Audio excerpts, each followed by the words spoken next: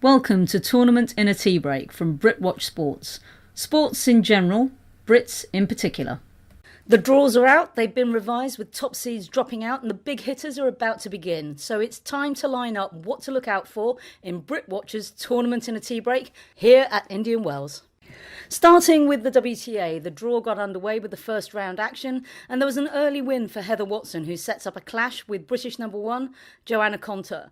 They've only met once before in Barnstable in a 75k, so let's disregard that. But it should be a close encounter. Watson might be a little bit sharper than Konta. She's had a bit more match play under her belt. Konta, of course, had that foot injury that ruled her out of the whole Middle Eastern swing. So she obviously goes in as the massive favourite, but it could be a long day in the afternoon sun. The big news, of course, was Serena Williams pulling out of both Indian Wells and Miami. That, of course, hands Angelique Kerber the top seed status, and not only that, she regains the world number one spot once more at the end of this tournament. Kerber has a chance to snap a sorry-looking three-match losing spree in the desert, and she will start against compatriot Andrea Petkovic. The draw tipped right upside down and has pitched Karolina Pliskova at the top of the brackets, and she's actually our one to watch.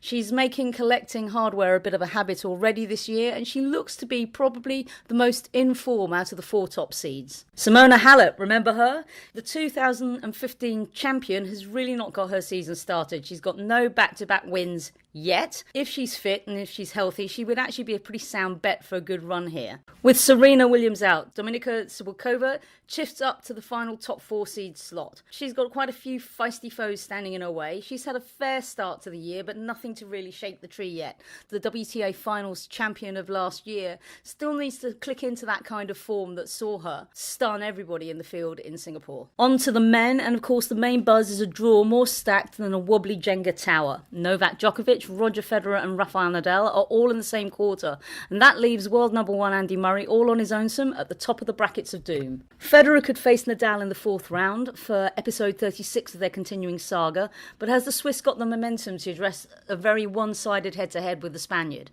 Nadal could face Fernando Verdasco in the third round, and although he can quite easily snatch defeat from the jaws of victory, he can also be a very unwelcome thorn in the side. Djokovic is on a 17-match winning streak here. He could come up against Juan Martín Del Potro again. He might have beaten Del Potro in 3 sets in Acapulco, but he was then edged by Nick Kyrgios in the next round. His form might be creeping back up, but can he continue his air of invincibility in the desert?